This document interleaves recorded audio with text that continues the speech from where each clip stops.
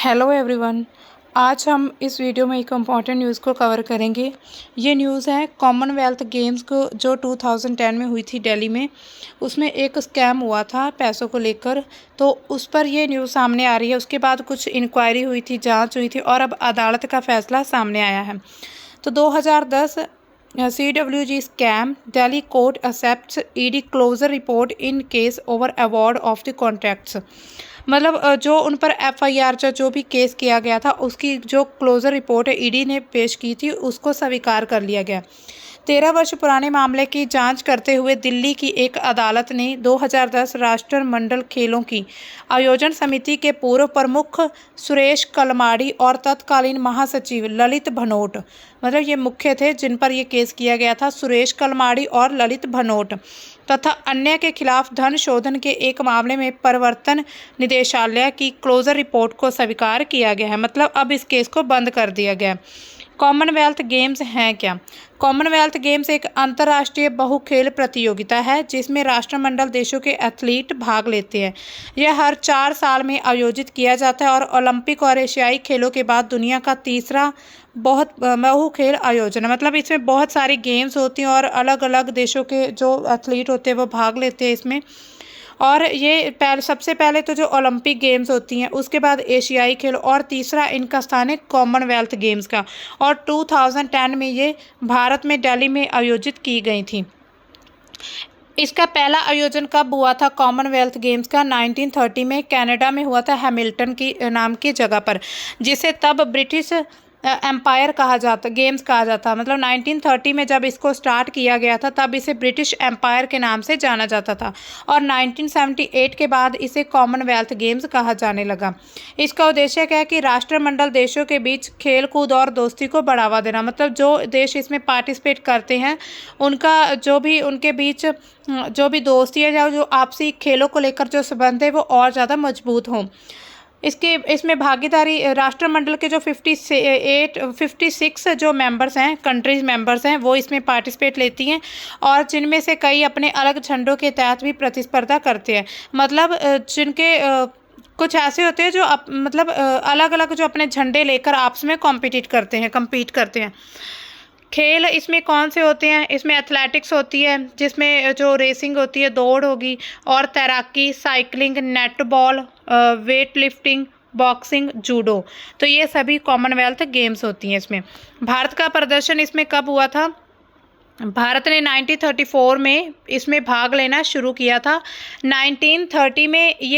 1930 में स्टार्ट हुई थी और 34 में भारत ने इसमें पार्टिसिपेट किया था। तब इसे ब्रिटिश एम्पायर के नाम से जाना जाता था।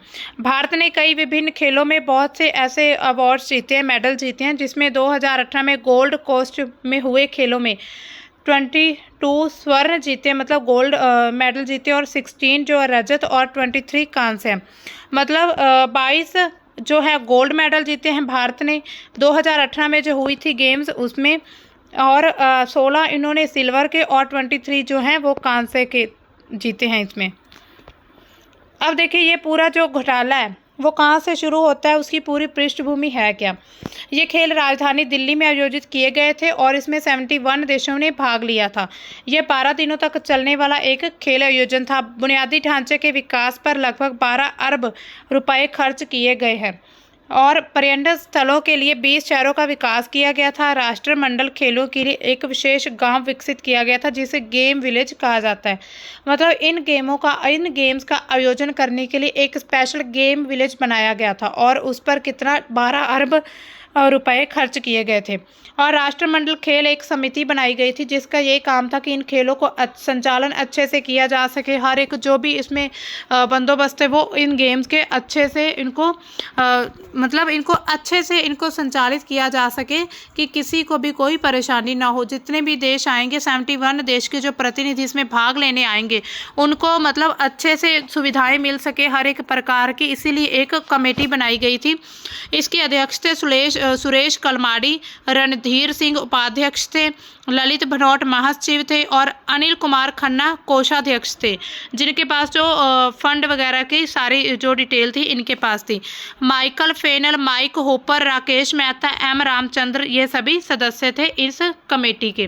तो इसके जो अध्यक्ष हैं सुरेश कलमाड़ी, इन पर यह केस हुआ था कि इन्होंने ये स्कैम किया है। राष्ट्रमंडल खेलों में घोटाला, इस बात की जानकारी दिया गया था कि इस जानकारी दी गई थी कि नई दिल्ली में आयोजित 2010 राष्ट्रमंडल खेलों में जो तैयारी चरण में बड़े पैमाने पर धन का दुरुपयोग किया गया। मतलब जो इसमें जो धन के जो बजट रखा गया था उसका बहुत मिसयूज हुआ है। मुद्दा ये था कि कई राजनीतिक और प्रशासनिक पहलू सामने आए हैं जिसने राष्ट्रमंडल खेलों के घोटाले 2010 के हिस्सों को बर्बाद कर दिया, जैसे कि स्टेडियम के जो रखरखाव को स्थगित कर दिया गया था और कार्यक्रम प्रबंधन ने 2010 राष्ट्रमंडल खेलों के घोटाले की गड़बड़ी के लिए डेस्क के बाहर एक फ्लॉप डिस्प्ले रखा था। आयोजन स्थलों के लिए बजट बनाया गया था एक, और ये योजना बनाई गई थी राशि 1000 करोड़ रुपए की। मतलब 1000 करोड़ रुपए की राशि को लेकर बजट बनाया गया था कि किस सेक्शन में कितने पैसे यूज़ करने हैं, किस में कितना पैसा लगाना है। लेकिन बाद में इसे संशोधित करके फिर 2460 करोड़ रुपए कर दिया गया था। जवाहरलाल नेहरू स्टेडियम में पर 961 करोड़ रुपए खर्च किए गए थे। फिरोज शाह कोटला स्टेडियम पर 85 करोड़, इंदिरा गांधी स्टेडियम पर 669 करोड़ और ध्यानचंद हॉकी स्टेडियम पर 260 करोड़ रुपए खर्च किए गए थे। अब देखिए आंकड़े जो हैं, दिल्ली सरकार का जो राष्ट्रमंडल खेल है उन्होंने जो भी बुनियादी ढांचे पर खर्च किए थे ये पूरी यहाँ पर डिटेल दी गई है। स्टेडियम पर उन्होंने 670 करोड़ रुपए खर्च किए थे।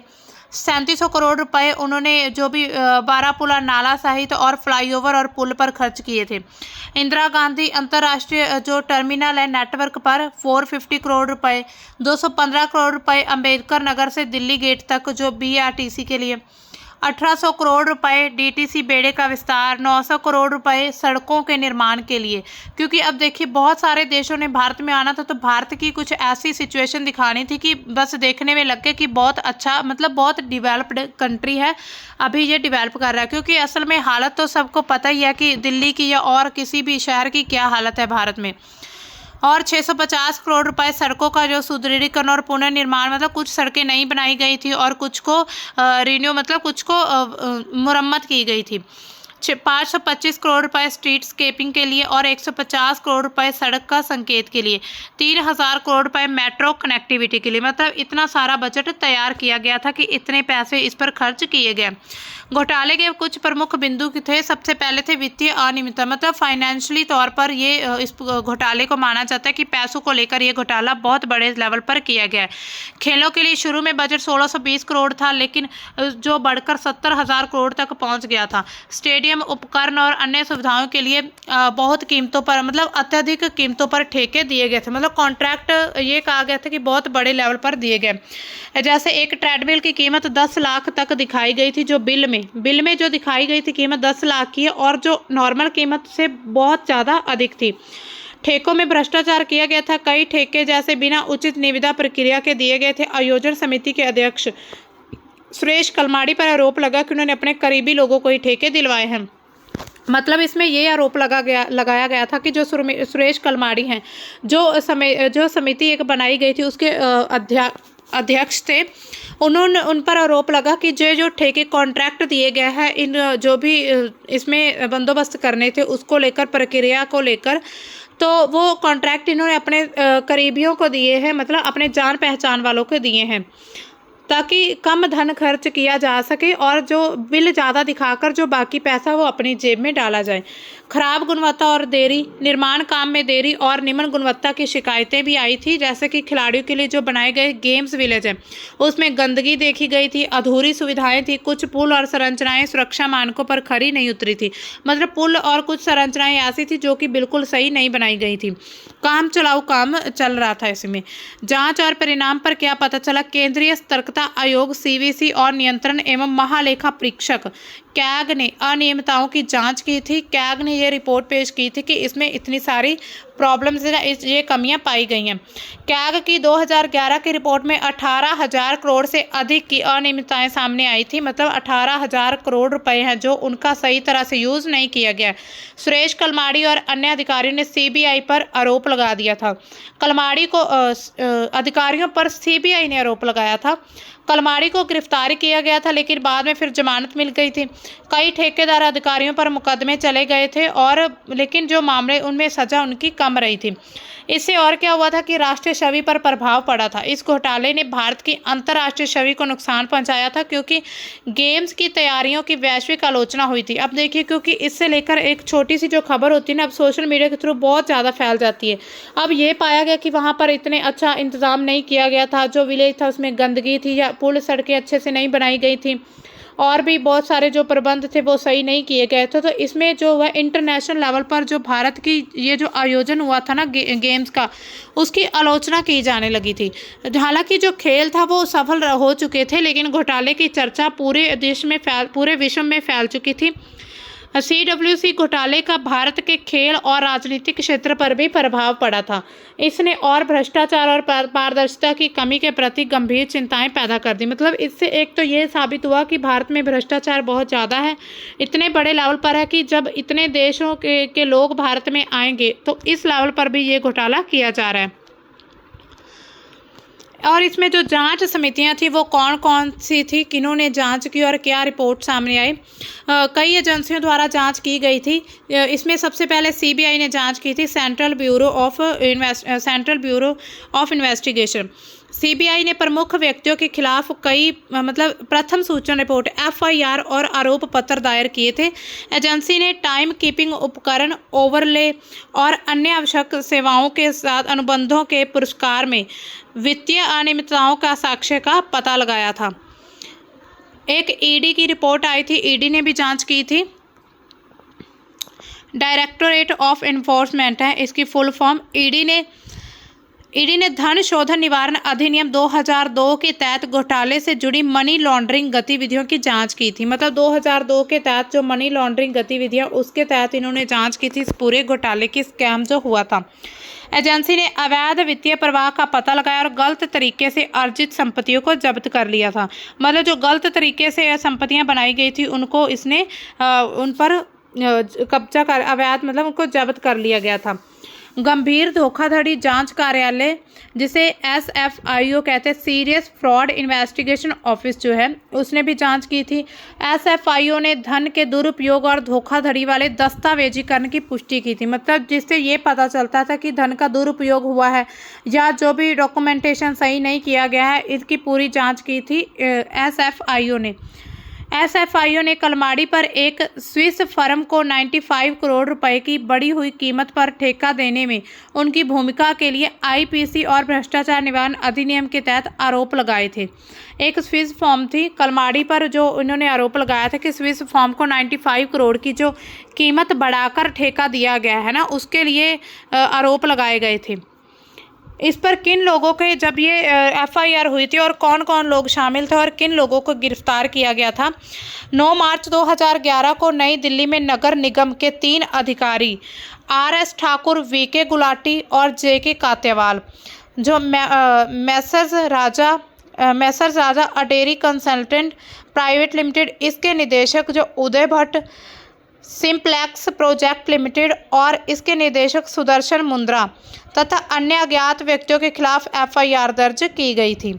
यह FIR दंड संहिता की धारा 120B आपराधिक षड्यंत्र, धारा 420 धोखाधड़ी के मामले में और भ्रष्टाचार निवारण अधिनियम के तहत अपराधों के लिए दर्ज की गई थी। जो FIR दर्ज की गई थी वो 120 धारा के तहत और 420 के तहत की गई थी।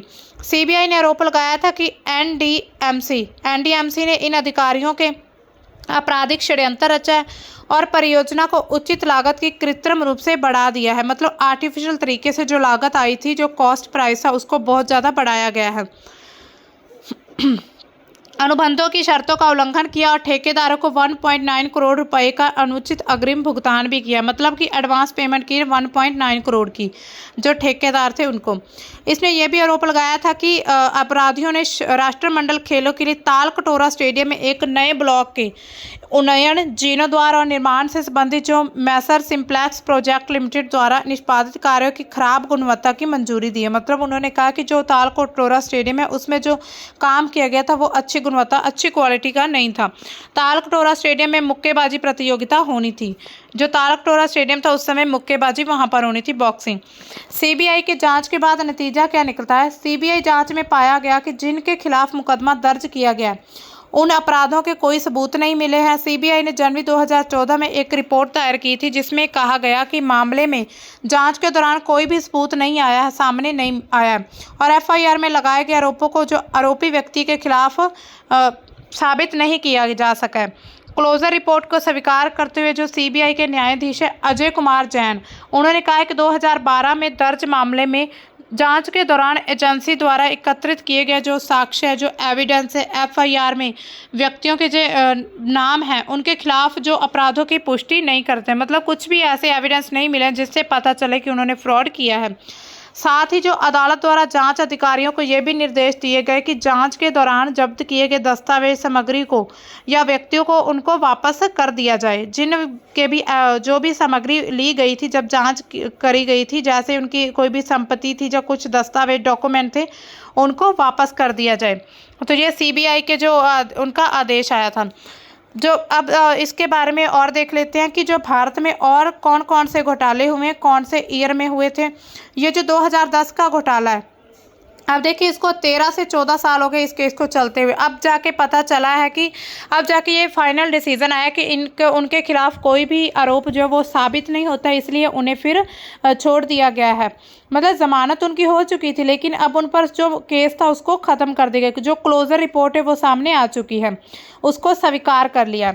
अब इसके अलावा और भी घोटाले हो चुके हैं। पहले जो 2009 में आईपीएल फेमा उल्लंघन का घोटाला हुआ था, इसमें क्या था, भारतीय क्रिकेट कंट्रोल बोर्ड बीसीसीआई और आईपीएल अधिकारियों ने निवेशी खातों में अवैध रूप से धन हस्तांतरित किया था। मतलब जो इलीगली तौर पर जो मनी ट्रांसफर हुई थी। दक्षिण अफ्रीका में आयोजित आईपीएल 2009 के दौरान फंड के गलत उपयोग का आरोप लगा कि जो फंड है उसका जो भी उपयोग किया जा रहा है वो गलत तरीके से किया गया। इसमें आरोपी कौन थे? बीसीसीआई पूर्व बीसीसीआई अध्यक्ष जो श्रीनिवासन थे, आईपीएल आयुक्त ललित मोदी और अन्य लोग जो भी थे इस कमेटी में, वो इन पर आरोप लगे हैं। इस पर कार्यवाही क्या हुई थी? प्रवर्तन निदेशालय, मतलब कि ईडी, इसको आप याद रखना कि प्रवर्तन निदेशालय को कहते हैं ईडी। ईडी ने 121 करोड़ रुपए का जुर्माना लगाया था इन सभी पर और इसने आईपीएल की कार्यप्रणाली और बीसीसीआई के पारदर्शिता पर सवाल भी उठाए थे। इसके बाद 2016 में एक घोटाला होता है। पंजाब में आयोजित कबड्डी विश्व कप 2016 के आयोजन में वित्तीय अनियमितताओं के आरोप लगते हैं। जो भी घोटाले होते हैं वो मनी को, फंड को लेकर घोटाले होते हैं। आरोप लगा था कि आयोजन के लिए सरकारी फंड का जो दुरुपयोग किया गया, टेंडर प्रक्रिया में पारदर्शिता की कमी थी। मतलब जो टेंडर थे वो ट्रांसपेरेंसी से नहीं दिए गए थे। आरोपी कौन थे? इसमें पंजाब सरकार के कुछ अधिकारी थे और आयोजन समिति के अध्यक्ष थे। और कार्यवाही क्या हुई थी? स्थानीय सत्र पर जांच शुरू हुई थी लेकिन कोई बड़ा खुलासा नहीं हुआ था। इसके प्रभाव थे कि कबड्डी जैसे उभरते खेल की जो छवि है उसको प्रभावित किया गया था। मतलब अब देखिए किसी भी खेल में अगर कहीं भी जगह पर कुछ घोटाला होता है तो उससे यही मन में धारणा बन जाती है कि ये गेम में पार्टिसिपेट करना तो अब मतलब कोई भी पारदर्शिता, जब ट्रांसपेरेंसी नहीं है तो उसमें पार्टिसिपेट करने से भी लोग घबराते हैं। इंडियन हॉकी फेडरेशन घोटाला भी हुआ था 2008 में। ये भी वित्तीय अनियमितताओं को लेकर हुआ था और इस पर आरोप किसके ऊपर लगे थे? फेडरेशन के फंड का दुरुपयोग और प्रायोजकों से प्राप्त धन का गलत उपयोग हुआ था। खिलाड़ियों और कोचों को समय पर भुगतान नहीं किया गया था। इसके जो आरोप लगे थे आईएचएफ इंडियन हॉकी फेडरेशन के अध्यक्ष केपीएस गिल और अन्य अधिकारियों पर लगे थे। कानूनी कार्यवाही हुई थी। जांच के बाद आईएचएफ को भंग कर दिया गया और हॉकी इंडिया को नया शासी निकाय बनाया गया था। मतलब जो इंडियन हॉकी फेडरेशन उसको बंद करके नई एक बॉडी बनाई गई थी। इसका प्रभाव क्या पड़ा था? भारतीय हॉकी के पतन में ये एक प्रमुख कारण माना गया, जिसके बाद भारत ने कई वर्षों तक अंतर्राष्ट्रीय सत्र पर खराब प्रदर्शन किया था। अब देखिए इस एक घोटाले की वजह से जो हॉकी का जो प्रदर्शन था ना भारत का, वो कई सालों तक गिर गया था और जो पतन होना, मतलब ऐसा डिक्लाइन होने लग गया था कि हॉकी गेम जो भारत में वो उसको खेलना ही बंद किया जा रहा था। इसके बाद IPL स्पॉट फिक्सिंग और सट्टेबाजी घोटाला होता है 2013 में। IPL 2013 में कुछ खिलाड़ियों और सट्टेबाजों पर मैच फिक्सिंग और सट्टेबाजी के आरोप लगे थे। आरोप क्या था कि राजस्थान रॉयल्स और चेन्नई सुपर किंग्स के खिलाड़ियों पर सट्टेबाजों के साथ मिलकर स्पॉट फिक्सिंग का आरोप था। कुछ फ्रेंचाइज मालिकों पर भी सट्टेबाजी में शामिल होने का संदेह था। आरोपी कौन थे इसमें? कुछ खिलाड़ी थे जैसे कि श्रीसंत, अजीत चंदीला, अंकित चौहान और फ्रेंचाइज मालिक गुरुनाथ मैपन चेन्नई सुपर किंग्स थे। इन पर कानूनी कार्रवाई होती है। सुप्रीम कोर्ट ने जांच के लिए लोढ़ा समिति का गठन किया था। चेन्नई सुपर किंग्स और राजस्थान रॉयल्स को 2 साल के लिए इसको सस्पेंड कर दिया गया था और श्रीसंत पर आजीवन प्रतिबंध लगाया गया, जिसके बाद में कम किया गया था। इसका प्रभाव ये होता है कि क्रिकेट की साख को नुकसान पहुंचाएगा और खेल में नैतिकता पर बहस छेड़ी गई थी। अब ये जो घोटाला हुआ है कॉमनवेल्थ गेम्स 2010 जो स्कैम हुआ है, इसके बाद कुछ सुधार किए गए थे। वो क्या थे? अब इस पर डिजिटलीकरण किया गया था, मतलब स्क्रीन डिजिटल होगी और सार्वजनिक परिवहन को बढ़ावा देकर दिल्ली को आधुनिक बनाया गया, जो कि इस खेल के सकारात्मक पहलू थे। घोटाले के बाद वित्तीय लेन देन की जांच निगरानी के लिए अधिक सख्त नियम और प्रक्रिया बनाई गई हैं। जिम्मेदार अधिकारियों को जवाबदेह ठहराने के लिए नियमों को मजबूत किया गया ताकि भविष्य में ऐसी गड़बड़ियों को रोका जा सके। निविदाओं की जो प्रक्रिया उसको अधिक पारदर्शी और निष्पक्ष बनाने के लिए काफ़ी कदम उठाए गए थे, जिसमें भ्रष्टाचार को रोकने के लिए घोटाले के बाद दिल्ली में आवास और सामाजिक समस्याओं पर ध्यान केंद्रित किया गया था। और इसके अलावा हम देख सकते हैं कि और भी बहुत सारे ऐसे कानून भी बनाए जाते हैं जिससे कि ये भ्रष्टाचार या घोटाला ना किया जा सके, लेकिन जो गवर्नमेंट सिस्टम है वो इसको पूरी तरह से लागू करने में असमर्थ रहती है, जिसकी वजह से उसके बाद भी लगातार कुछ घोटाले होते हैं। जैसे कि 2009 के बाद 2010 से पहले 2009 में, उसके बाद फिर 2010 में हो गया, फिर 2013 में हुआ, 2015 में, तो इसी तरह से घोटाले होते रहते हैं। तो ये थी हमारी आज की न्यूज़। मिलते हैं हम अपनी नेक्स्ट न्यूज़ के साथ, तब तक के लिए बाय। Thanks for watching.